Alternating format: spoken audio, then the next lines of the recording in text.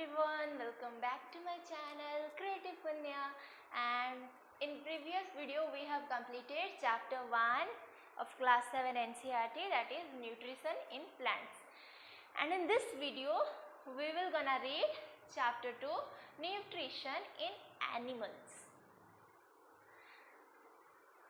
अगर बात करें प्लांट्स के बारे में तो हमने पूरे चैप्टर में देखा कि प्लांट्स अपना न्यूट्रिशन कैसे पाते हैं।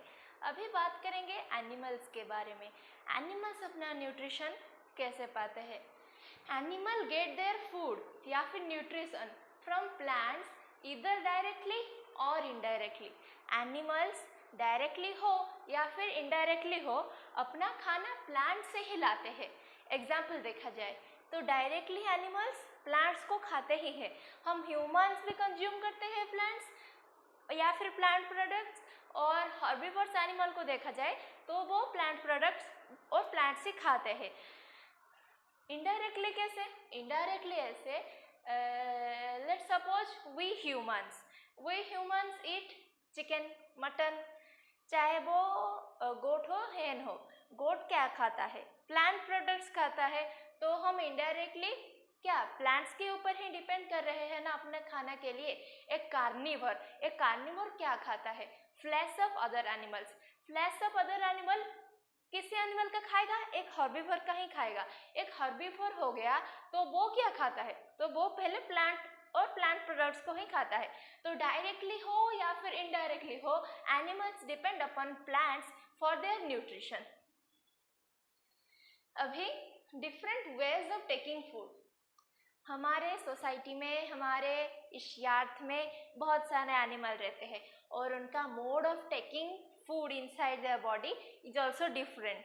It varies from animal to animal. पहले देखें तो इन्फेंट्स ऑफ ह्यूमन बेबीज कैसे खाते हैं अपना खाना? Mother feeding.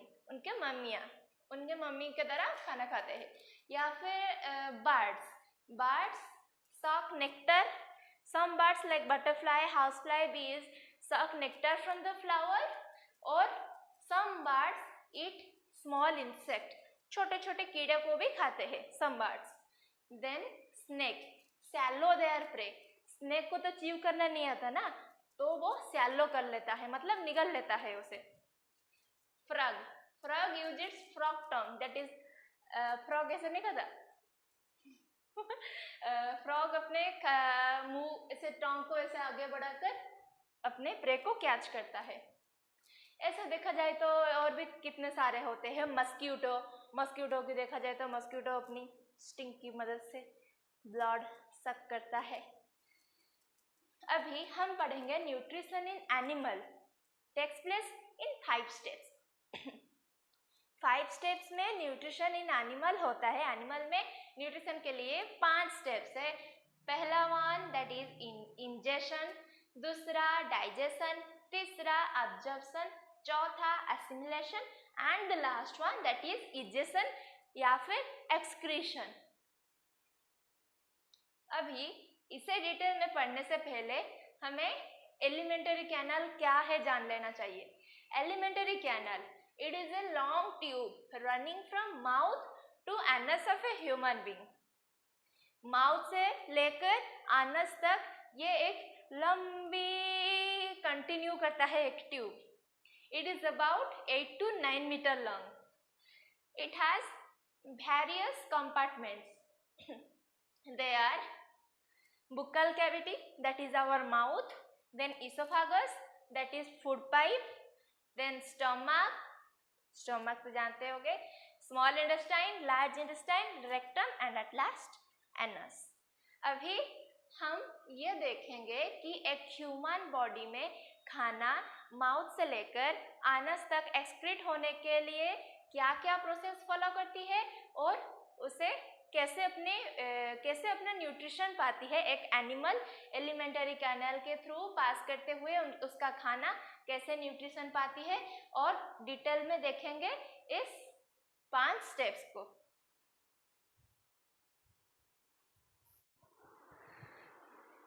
देन नेक्स्ट बात करते हैं डाइजेस्टिव सिस्टम के बारे में। अभी हम पूरे डाइजेस्टिव सिस्टम को पढ़ेंगे। एलिमेंटरी कैनाल का फर्स्ट कंपार्टमेंट क्या होता है? माउथ और द बुक्कल कैविटी। अभी हम पढ़ेंगे कि माउथ और बुक्कल कैविटी में डाइजेशन की प्रोसेस कैसे स्टार्ट होती है। The process of taking food inside the body is called ingestion. हम जिस प्रक्रिया से खाना अपने मुंह के अंदर लेते हैं, अपने बॉडी के अंदर लेते हैं, उसे कहते हैं ingestion. The process of taking food inside the body. Then जैसे ही हम खाना अपने बॉडी के अंदर लेते हैं तब से ही हमारा डाइजेशन का प्रोसेस शुरू हो जाता है। Ingestion is the first step of digestion process. Then in mouth, mouth consist of teeth, tongue and salivary gland. Three main compartments of mouth are teeth, tongue and then at last salivary gland. Teeth का role क्या होता है? Teeth क्या करता है? Cut and tear the food. Food को cut करता है, उसे tear करता है, chew चबाता है और grind it in the mouth. Then tongue mix saliva with food. हमारे मुंह से मुंह में खाना को सलाइवा के साथ मिक्स करता है। Salivary gland secretes saliva which partially digests starch present in food. This is the most important point. Salivary gland क्या करता है? Secretes saliva which breaks down the starch present in food. Digest करता है starch को, partial digest करता है, पूरा अभी डाइजेस्ट नहीं हुआ है, पूरा बाकी बॉडी में अंदर जाकर डाइजेस्ट होगा, वो पार्शियली डाइजेस्ट करता है स्टार्च को। अभी सोच लो माउथ के काम, मतलब माउथ में फूड का काम खत्म हो गया, अभी टंग और एक काम में भी हेल्प करता है, that is swallowing food inside the oesophagus. हमारे बुक में अरेंजमेंट ऑफ टीथ भी दिया हुआ है, टीथ का arrangement. How many teeths are there in total? There are 32 teeth in total. 16 in the upper jaw, ऊपर के जॉ में 16, लोअर जॉ में 16। अभी ये 16 टीथ कुछ सॉफ्ट टीथ पार्ट्स में बांटे हुए हैं। There are 4 incisor, these are, then 2 canines, 4 premolars, यहाँ पे 4 उठ गया है, रुको, there are 4 premolars and at last 6 molars. Basically देखा जाए तो इन टीथ्स में से भी उनको भी एक स्पेसिफिक टास्क दिया हुआ है। जैसे इंसिसर का काम होता है cutting and tearing the food. Then canine क्या करता है? सॉरी, इंसिसर कट करता है फूड को, कैनिन क्या करता है? टीयर करता है, पियर्सिंग करता है। बाकी 4 premolars and 6 molar, they helping chewing and grinding the food. अभी milk teeth and permanent teeth, इसके बारे में तो सभी लोग जानते ही होंगे। जो सेट ऑफ टीथ होता है 6 to 8 years एज में, वो होता है milk teeth, which is not permanent. Then again आती है परमानेंट टीथ, जो कि सारे मिल्क टीथ गिर जाने के बाद देन अगेन आती है परमानेंट टीथ। देन अगेन टंग का भी सेपरेट कंपार्टमेंट दिया हुआ है। टंग क्या करता है? टंग हमें बातचीत करने के लिए हेल्प करता है, फूड को स्वैलो करने के लिए हेल्प करता है। First of all that everybody is note, first function of tongue is to taste food.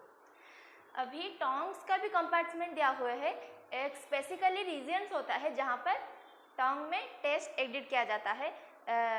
Basically देखें तो टंग का जो साइड का पोर्शन होता है वहाँ पे सोर टेस्ट का डिटेक्ट किया जाता है, नीचे वाले इस पर्सन पे सॉल्टी और sweety, and then at the last it's bitter.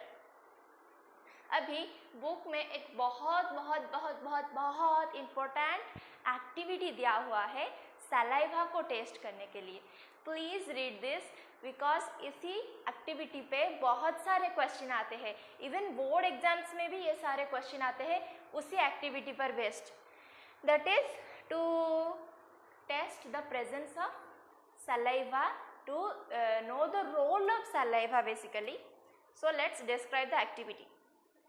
दो टेस्ट ट्यूब ले लो, नेम दे दो, एक को ए और को बी। टेस्ट ट्यूब ए में कुछ बॉइल्ड राइस और टेस्ट ट्यूब बी में भी कुछ बॉइल्ड राइस डाल लो। एक test tube, let's suppose test tube B में राइस के ऊपर थोड़ा सा सलाइवा डाल दो, थोड़ा सा थूक दो और फिर टेस्ट ट्यूब ए को वैसे ही छोड़ दो। याद रहा क्या क्या है? टेस्ट ट्यूब ए में सिर्फ बॉइल्ड राइस छोड़ दो, टेस्ट ट्यूब बी में बॉइल्ड राइस के साथ थोड़ा सा थूक दो और उसके बाद leave it for some time, then add iodine solution to both the test tubes. आप क्या ऑब्जर्व करेंगे? Test tube A will turn blue and black, while test tube B there will be no change. In test tube B there will be no change because saliva has digested the starch present in food. Starch की वजह से ही तो blue black colour आता है iodine solution में, तो वो starch ही नहीं है, सलाइवा तो वो डाइजेस्ट कर गई है। हमने ये इंपॉर्टेंट फंक्शन तो पढ़ा ना, digest starch present in food, तो उसी बॉइल्ड राइस में से स्टार्च ऑलरेडी डाइजेस्ट हो गई है, इसलिए वो ब्लू ब्लैक कलर नहीं दे रहा है। This is the activity.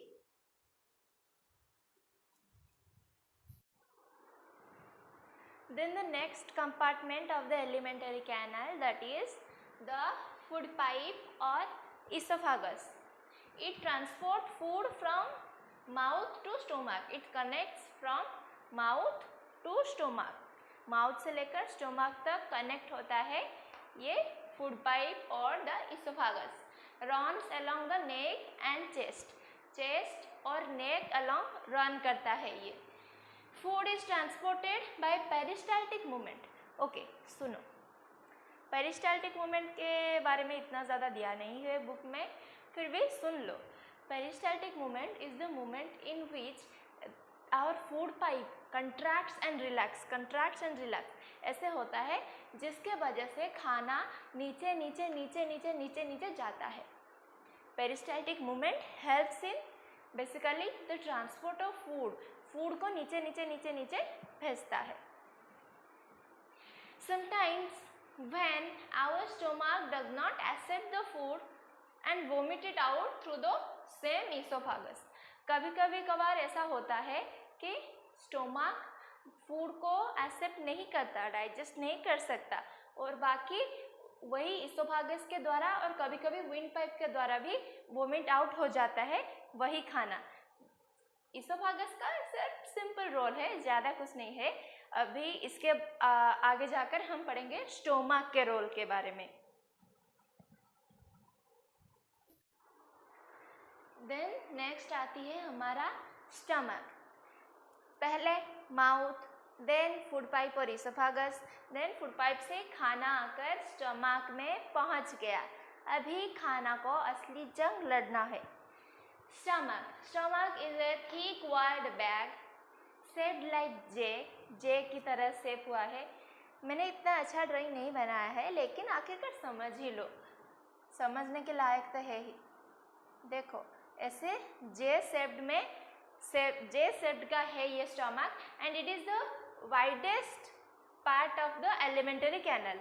Elementary canal का सबसे वाइडेस्ट पार्ट है, वाइडेस्ट मतलब चौड़ाई में सबसे ज़्यादा चौड़ाई है ये stomach. It receives food from food pipe and connect small intestine at the end. Food pipe से खाना रिसीव करता है, देन खाना अपने अंदर प्रोसेसिंग करने के बाद भेजता है कहाँ? एंड पॉइंट उसका है स्मॉल इंटेस्टाइन। अभी inner lining of stomach secretes three most महाराजा important juices.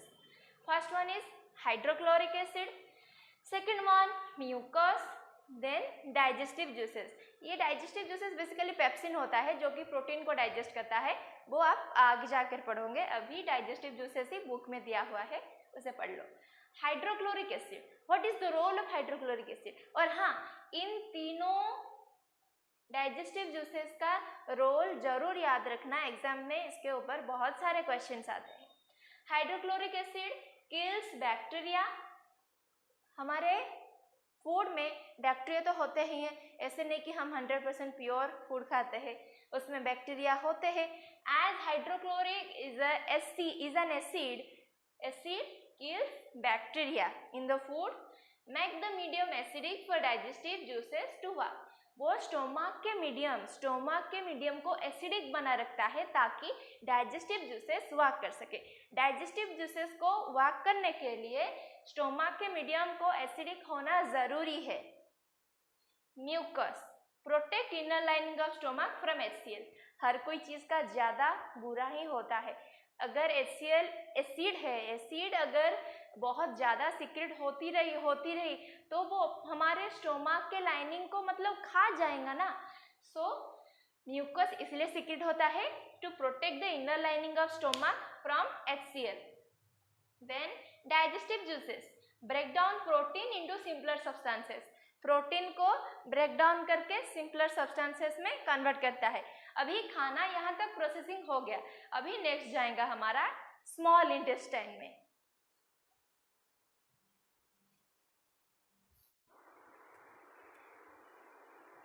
फोर्थ पर आता है the small intestine. Small intestine, this is the small intestine. It is highly coiled, about 7.5 metre long. ये highly coiled है, मतलब एक दूसरे से ऐसे घुमा कर हाईली कॉइल्ड है and it is about 7.5 metre long. It is longer than even the large intestine. Even then why it is considered a small intestine? ये क्वेश्चन कभी आपके दिमाग में आया है? मेरे तो नहीं आया था, लेकिन बाद में आया। इट इज़ बिकॉज, ये भी बुक में दिया नहीं है लेकिन सुन लो, it is because it is the longest tube but still it is very thin. That is why it is considered as small intestine. Large intestine is wider than small intestine, इसलिए उसे large intestine बोला जाता है। The small intestine receives secretion from liver and pancreas. liver यह है liver और pancreas, ये दोनों का secretion small intestine रिसीव करता है। स्टोमक से खाना आया अभी स्मॉल इंटेस्टाइन में, स्मॉल इंटेस्टाइन लीवर और पैनक्रियास का सिक्रेशन मतलब उनका डाइजेस्टिव जूसेस रिसीव करता है। Liver is the largest gland of the body. हमारा बॉडी का लार्जेस्ट ग्लैंड होता है liver.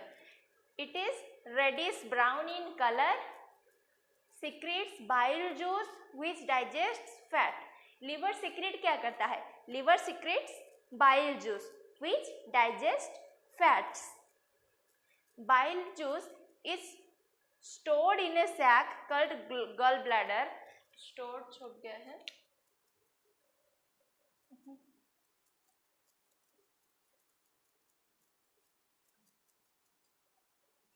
Bile juice is stored in a sac called gallbladder. See, this is the gallbladder. This ball set. This is the gallbladder. Bile juice यहाँ पर store होके रहता है. Then pancreas. Pancreas is cream color gland. इसका color होता है cream color. Secretes pancreatic juice which acts on carbohydrate, fat and protein and changes to simpler form. ये secrete क्या करता है? Liver secrete करता है bile, pancreas secrete करता है pancreatic juice. Pancreatic juice का रोल ये होता है acts on carbohydrate, fat and protein.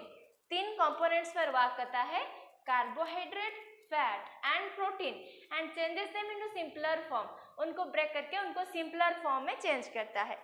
Then at last small intestine क्या सिक्रेट करता है? स्मॉल इंटेस्टाइन में सिक्रेट होता है इंटेस्टिनल जूस.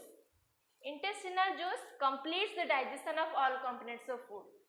पैनक्रियास सिक्रेट करती है पैनक्रियाटिक जूस और इन सारे कंपोनेंट्स को ब्रेक करती है. और अभी complete digestion of all components of food होता है इंटेस्टिनल जूस के मदद से. Intestinal juice breaks carbohydrate into simple sugar. ये बॉक्स में जो है इन तीनों को जरूर याद रखना कि कंपोनेंट ऑफ फूड ब्रेक होकर क्या क्या बनते हैं. कार्बोहाइड्रेट ब्रेक होकर बनती है सिंपल शुगर, फैट्स ब्रेक होकर बनती है fatty acid and glycerol, proteins amino acid. Carbohydrate simple sugar, fats fatty acids and glycerol, at last proteins breaks into amino acid. देन अभी हम बात करेंगे absorption in small intestine.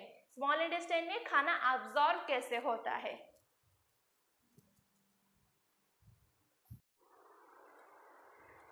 Then आती है absorption in small intestine. Small intestine में खाना absorb होता कैसे है। The digested food passes into the blood vessels in the wall of small intestine. This is called absorption. Digested food जो small intestine में हम previous पार्ट में देखे थे कि digested food जो digest हुआ था वो now passes into the blood vessel. Blood vessel के अंदर directly pass होता है in the wall of small intestine. This is called absorption. ये होता है absorption.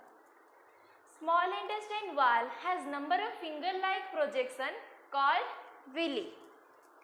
Small intestine की wall में number of finger-like projection होते हैं जो walk करते हैं, that is called villi. Now we will learn about the role of villi. It increase the surface area for absorption. Absorption के लिए वो surface area को increase करता है. Then it is richly supplied with blood vessels.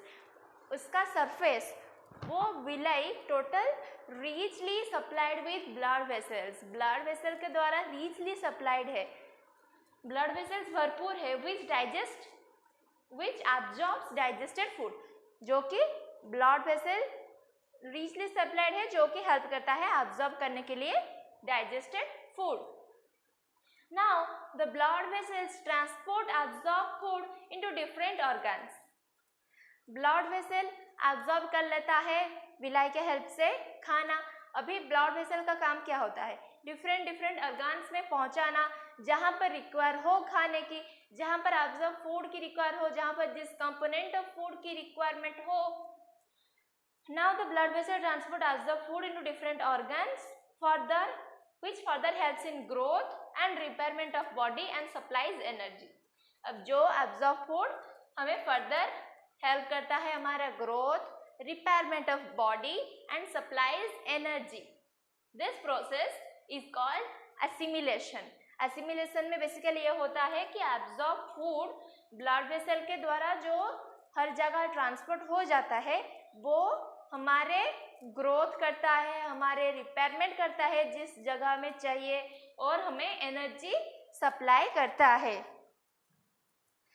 In the cells, glucose break down with the help of oxygen. Cells में glucose oxygen के help से break down होता है into carbon dioxide and water. Glucose break down होके क्या होगा, carbon dioxide and water. हम photosynthesis process में देखे थे. And respiration and digestion is the opposite of just photosynthesis. Carbon dioxide plus water, glucose plus oxygen. यहाँ पर glucose plus oxygen break होकर होगा क्या, carbon dioxide and water, and energy release होगा. The food that remain undigested and unabsorbed, जो food undigested और unabsorbed रह जाता है वो अभी enters into the large intestine. Large intestine में बेसिकली वाटर एब्जॉर्प्शन होता है, वो हम आगे पढ़ेंगे, लेकिन this is about all the absorption of small intestine. ये role of villi is the most important part in the absorption of small intestine. ये ही मेन बेसिकली हेल्प करता है एब्जॉर्ब करने के लिए. सो इसे जरूर याद रखना, इसके ऊपर बहुत सारे क्वेश्चंस भी एग्जाम्स में आते हैं.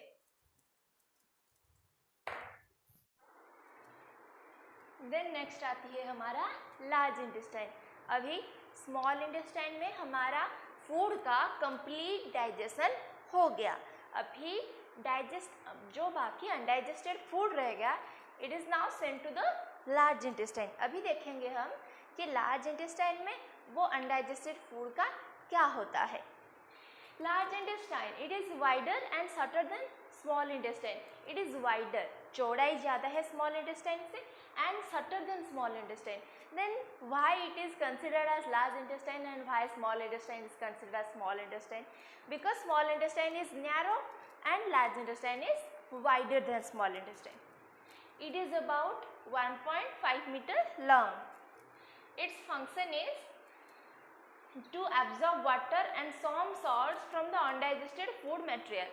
Small intestine में digestion complete होके जो बाकी अनडाइजेस्टेड फूड मटेरियल रहा था उसे लार्ज इंटेस्टाइन में भेज दिया गया, अभी लार्ज इंटेस्टाइन में क्या होगा, उसी अनडाइजेस्टेड फूड मटेरियल से water and some salts from the undigested food material will be reabsorbed here in the large intestine.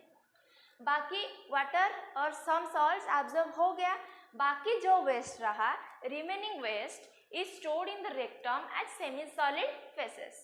यहाँ पे semi solid feces के रूप में यहाँ remaining waste को स्टोर किया जाता है. Then the undigested food material is removed out of the body through anus. Anus के through undigested food material is removed out of the body, that is time to time. This process is called egestion by excretion. So this is about the large intestine, and from this now the complete digestion process of our human beings is completed. अभी हम पढ़ेंगे digestion in grass eating animals.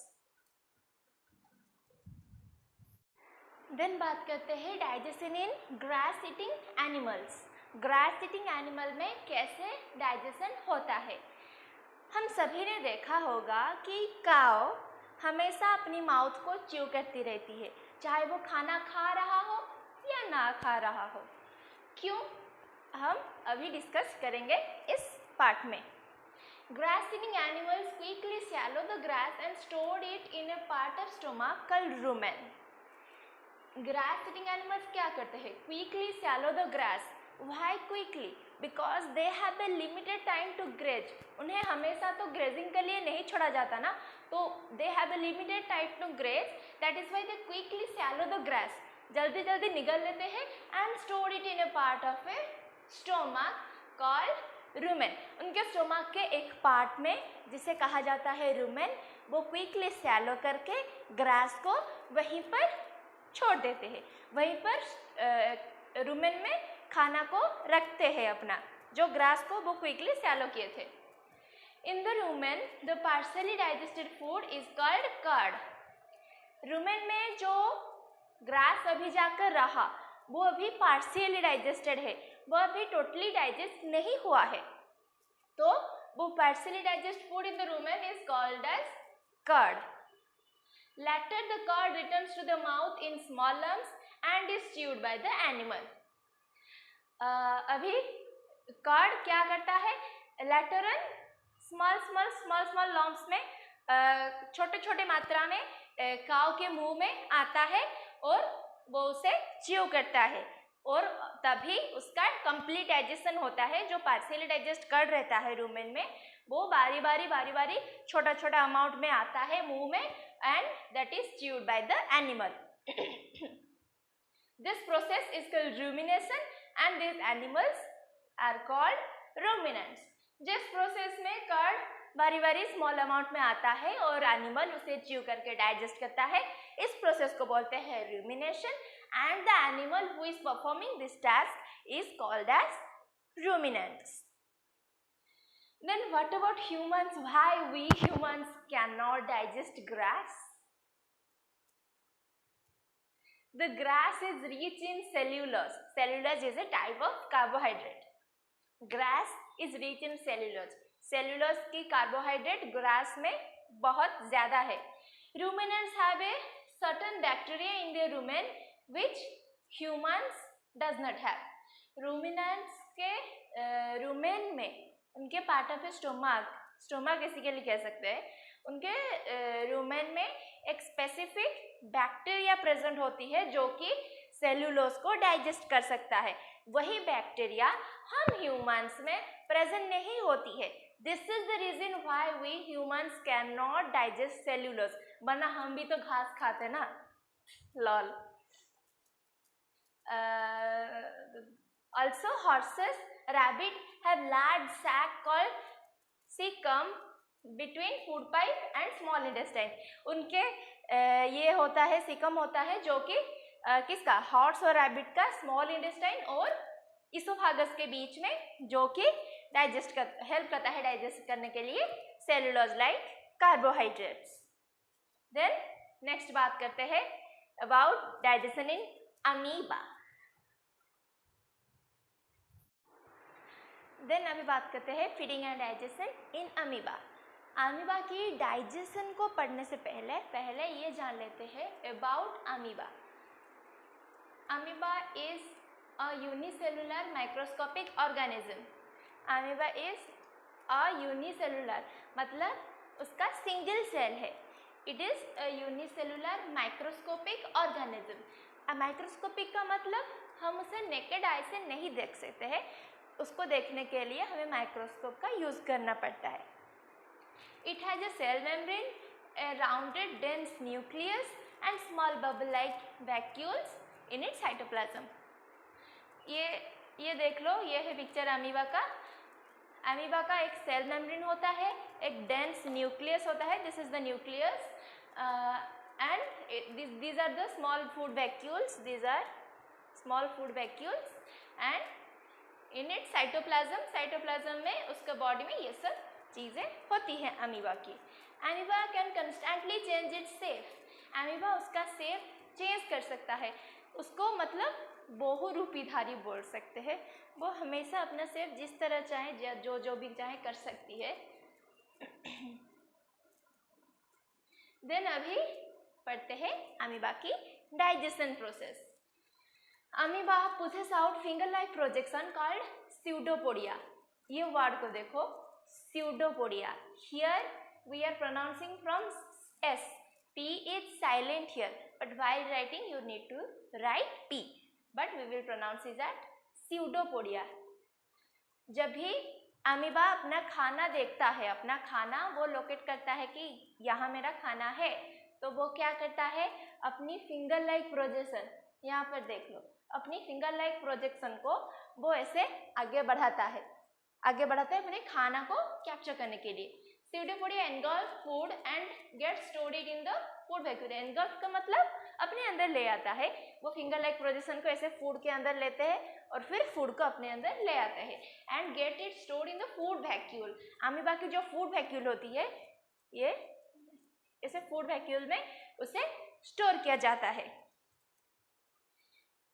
It secretes some digestive juices which breaks the food into simpler substances। जैसे कि हमारे bodies में भी digestive juices के help से कॉम्प्लेक्स सब्सटेंसेस को ब्रेक डाउन करके सिंपल करा गया था, ठीक उसी तरह अमीबा में भी ऐसा होता है। उनका डाइजेस्टिव जूसेस अलग होता है, उनका डाइजेस्टिव जूसेस फूड को ब्रेक डाउन करके सिंपलर सब्सटेंस में कन्वर्ट करते हैं। The undigested food is expelled outside the vacuole. अभी हमारा जैसे लार्ज इंटेस्टाइन में आकर absorb water and some salts and then undigested food was excreted out by the anus. ठीक उसी तरह अभी अनडाइजेस्टेड फूड एक्सपेल्ड मतलब आउटसाइड को एक्सक्रीट किया जाता है, किसके मदद से, फूड वैक्यूल नहीं, वैक्यूल के मदद से अमीबा के एक्सक्रीशन होते हैं। अमीबा की कोई पर्टिकुलर ऑर्गन नहीं होती, जैसे हम ह्यूमंस में होती है एनस एक्सक्रीशन के लिए, एनिमल में कोई पर्टिकुलर ऑर्गन नहीं होती है। अमीबा का सेल कहीं ना कहीं रप्चर कर जाती है और उसी से उसका इजेशन हो जाता है। And this is about all the digestion and feeding in amoeba. Hope you have understand it. If yes, then please like the video and subscribe to my channel Creative Punya. And this is all about the second chapter, nutrition in animals. With this, the video ends. We will meet in the next chapter, chapter 3, that is fiber to fabric. And this is all about today. Meet you in my next video. Till then, tata, bye bye.